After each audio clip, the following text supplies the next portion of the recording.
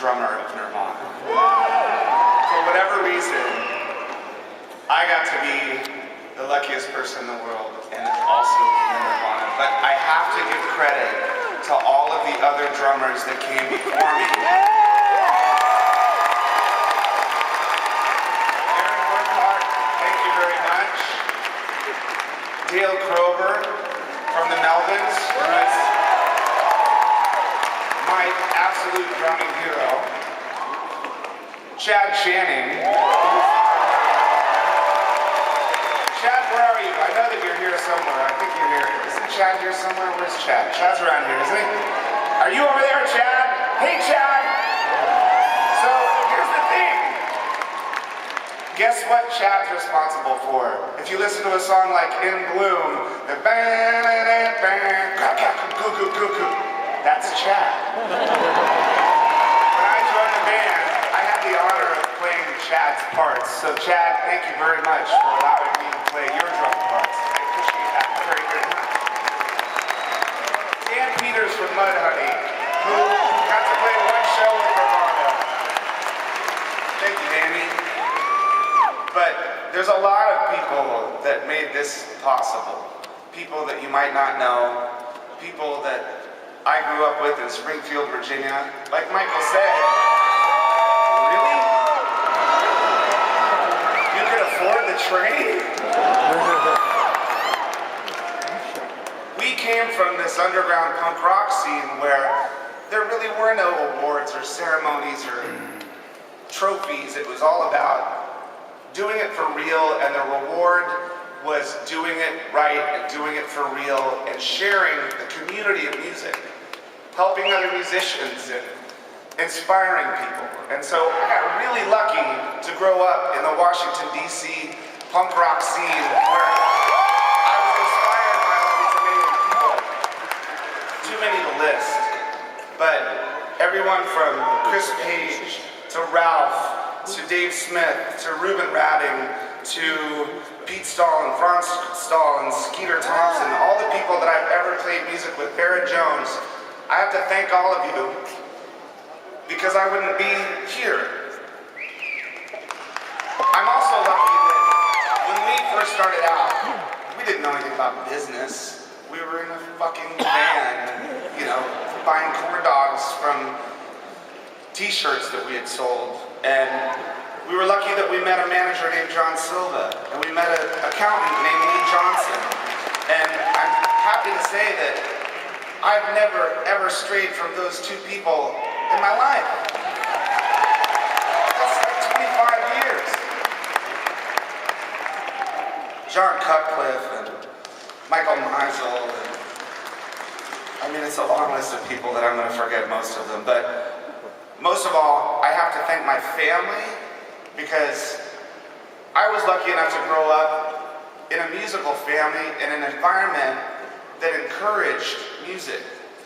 Parents that never told me not to listen to fucking Slayer. You know what I mean? I listened to some really, really fucked up shit. But my parents never told me not to because I was finding myself. So Mom, thanks.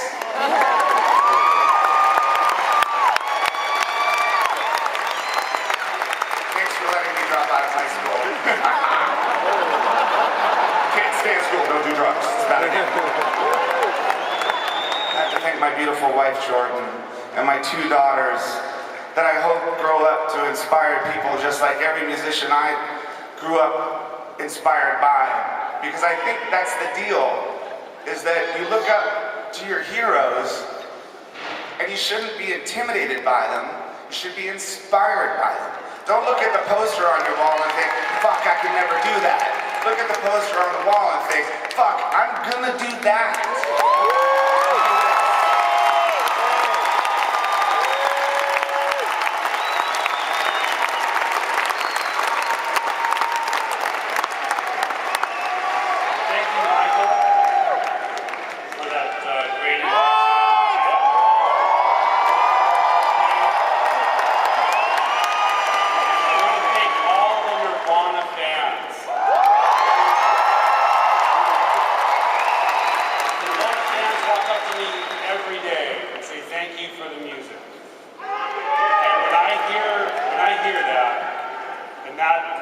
me of Kurt Cobain. So I want to say thank you, Kurt Cobain, and I wish Kurt was here tonight. Okay? And that music means so much to so many people, and there's new generations and new fans coming up, and it's really powerful. And Kurt was an intense artist, and he really connected with a lot of people. And and when Nirvana, we started in Aberdeen, Washington, in Washington State, and we had an infrastructure there to support us. There was a music community. I want to thank Sub Pop Records. The music community in Seattle and Washington State. I want to thank Buzz Osborne. Thank you, Buzz, for joining us on the punk rock music. I want to thank Alan Dreyer. Thank you, Alan, for being there when we really needed you. I want to thank Jack and Dino, who recorded our first record. Steve Albini. And Butch Vig. Thank you, Susan Silver, for introducing us to the music industry properly. And thank you all again.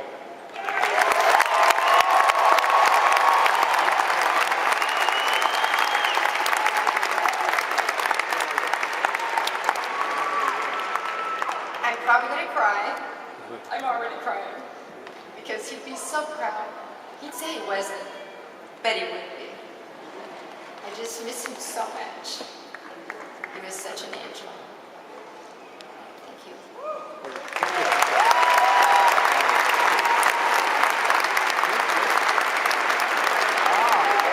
You know, I have a big speech, but I'm not going to say it. We all start bands when we're kids, and this is my family I'm looking at right now, all of you. Brother Michael, Brother Chris, Grandma Wendy, Mr. Grohl, David and Chris.